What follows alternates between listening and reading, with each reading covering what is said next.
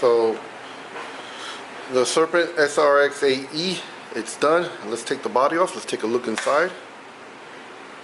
I remember the last video I did, I said I was going to take about 4 or 5 hours. Yeah, it took me a lot longer than that to put it together.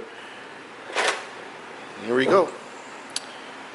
Here's your Serpent SRX8-E. This kit does have a different setup than what the kit normally brings. I try to get as close as possible as the kit. I got some setups from a couple of the guys online that they gave me. I don't copy setups, I just use it for reference to see where people are trying, where they're going at. I normally put my own little twist to it on these setups.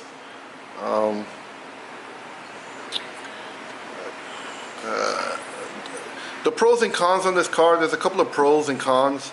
As far as the cons, the center diff to get the drivetrain out, that's not funny. Yeah, it's going to be a pain in the butt to get that center drive shaft and the center diff. That's going to be, to do a rebuild on the diff is going to be a little bit of a work. Nothing too massive, not like I've seen other kits before. But it is going to be a little bit of a work. It is going to be a little bit of work. I like the layout of this buggy. They do have the saddle pack that just came out with the buggy. Not with the buggy, it's an optional. You have to get the kit and get the optional saddle pack. There's a couple of pieces and parts for that. As far as the shocks, I did the shocks. As far as the oils, I did the kit oils I ran, but I did the 1.2 pistons, 8-hole, front and rear. I did go with the red springs in the front and purples in the rears. The car does not have a plastic gear. It has a metal gear, but it's not too loud. It's not too bad. There is no space for the transponder. If you look at the transponder, I have my transponder here in the back. I don't have space.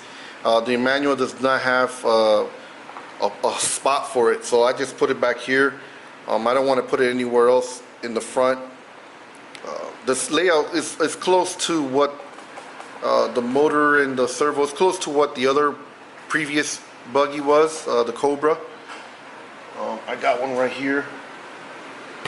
This is it's a little bit messy here, so it's a buddy of mine's car, but that's the layout for the old car, and this is for the new car. So it's pretty close. It's just the servo's inverted, which I rather prefer to get to it, because the other car was really a pain to get into that servo, to change it or replace it, to change the servo horn. But this is the old car. This is the old Cobra. This car did me pretty good. I've won a lot of races with this car. This particular car is not mine. It's a friend of mine. I was actually working on it. But this is a new Cobra E. The car does come. The car comes with the 2.3 front sway bar, which I changed out to a 2.5, and I kept the stock one in the rear. What else did I do to this car? I did run it. I don't have any videos of me running it. I did run this car on a private track. I couldn't take videos of it because the guy wanted to keep the track private, so I didn't really took any video. The track was prepped to some point, but I only ran it twice there because I really wanted to get the comparison between this buggy and my M2C buggy. And the way this car is, everything is pretty much centralized. The battery, your motor, servo motor, the battery, everything is pretty centralized compared to the M2C kit, which I have right here. This kit, let's take the body off my M2C car. You can see this kit has their motor on one side, servo, receiver on the front, and you got the battery on the other side, which it is adjustable. You could, it has like 3 holes. You can put it in the front, you can put it towards the back. But the comparing between the two, I'll tell you this much: the e-buggy, the standard e-buggy, it has a lot. It's a lot more stable. It's a lot more stable, and it's more nimble. Like it's more. You could feel the car more. I don't know how else I could explain it, but you have more contact with the car than what you do with the MTC2 chassis conversion. This car I ran almost a full season. I don't even have a half a season on this car. It's almost a full season. This car's in great condition. I'm really happy with it. I do run 2 classes with this car. I did blew a servo on it the last time I ran it.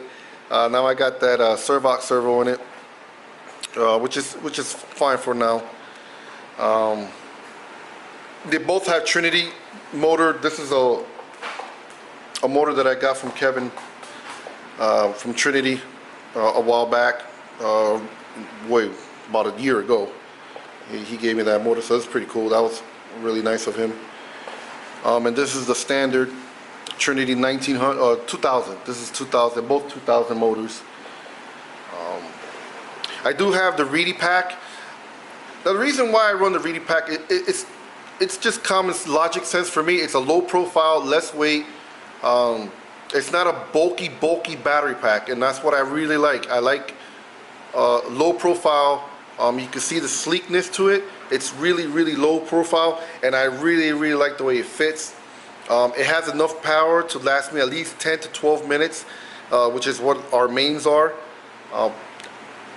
What can I say? It's a great battery, and I really like it. I really like it, and I'm a bullet guy. I love the bullet connectors. I know I have the batteries this way. I have it on that on purpose, so that way it doesn't spark or anything like that. I normally have my batteries the other way. But yeah, she handles great. She runs great. She jumps great. She jumps a lot better than the MTC2 chassis car, definitely. But this car is great also. I still like it. The only problem I really had with this car was the servo. I'm sorry, not the servo. The speed control kept coming off the battery, and I had to cut some carbon fiber and double-sided tape because the double-sided tape did not stick. I tried Shugu, it did not stick. I have my buddy's car over here, Freddie Villanova's car. I've worked on it today. His speed control is coming off. He has the MTC2, the M2C racing chassis on it also. But this is the nitro conversion kit of this buggy. The center drivetrain on this car is very easy to work on because you just pop 4 screws and you got your diff right here. On this one, wow, you take out those 4 screws or 5 screws on top. You got to take the 4 screws at the bottom, and that's the only way you're gonna take the drivetrain out. As far as maintaining it, it's gonna be tough. The Tracer Korea skid plates I put on there to save the chassis somewhat, and I've only ran this car once. There's a force race coming up in about 2 weeks. I'll be heading out there, Blue Rock. I'll be running this car. I'll probably be running it next weekend because I need to run this car a little bit more, just to be on the safe side and get everything running right, make sure everything is set. But so far she's ran pretty good. Like I said, I only ran 2 batteries on it, and I felt very comfortable with her real quick, and hopefully she'll be ready to go for the next race. I'm excited. I'm very excited to run it. I gotta say, Serpent did a great job on this vehicle.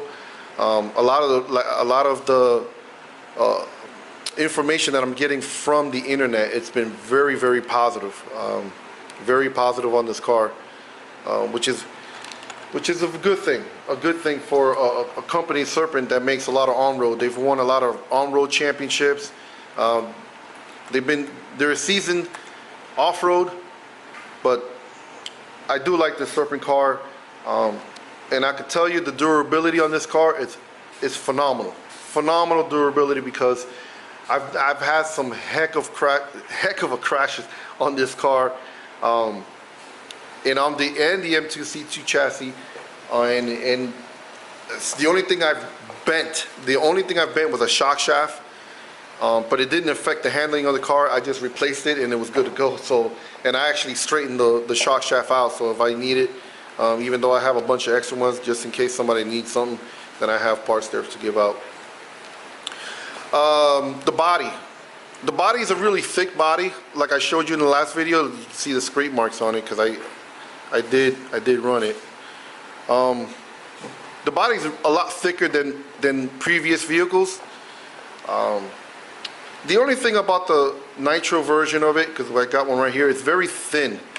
My painter paints it, and he cuts his lines out, and it cuts a hole in it because it's so thin. And then this body, this is the lead finger body. Surprisingly, this lead finger body actually fits on this car with no modifications. I got it on here, and it fits very well. It has a little bit of exposure in the back, but it does fit. So if any of you guys out there that can't wait to have a body, it does fit on here. It's a little short in the front, but hey. And also, if I'm going to put the clips on so that way you guys can see, it is a little wider in the bottom. It is a little wider in the bottom, but hey, that's just more protection, I guess, you know. And the only thing I guess you could really do is probably cut down this, lower it down a little bit so it could be a little bit, you know, even with the side here. And then you might want to put like a rubber bushing or probably a Lexan piece there to hold the body so it won't be flexing so much. But other than that, I'm very happy with this car. Very happy. I can't wait to run it. The cons on this car. Okay, so let me go back to the cons. Like I said, the drivetrain it's a pain. The only problem that I see on this car is this little. They have these little O-rings inside here. I don't know if you can see inside there. They have this little O-rings in there. Yeah, you can't see in there. They have these little O-rings that you have to put it all together at once. You know, put it all together in the little drive shaft. So you got to hold the car up, put the drive shaft in there, make sure both O-rings are in there on both sides of the drivetrain. Well, it's a pain in the butt doing that little part. The same with the front. It has an O-ring in the front there, and it has an O-ring in the back inside here. So O-ring there and the O-ring here. And to put it all together, you got to make sure that the O-rings are stuck in there before you put the drive shaft in there. So, you know, if you have any hard crashes or hits, you don't break your drive shaft, your center drive shaft. And it's a little bit of a height difference there, but there's no bind or anything like that.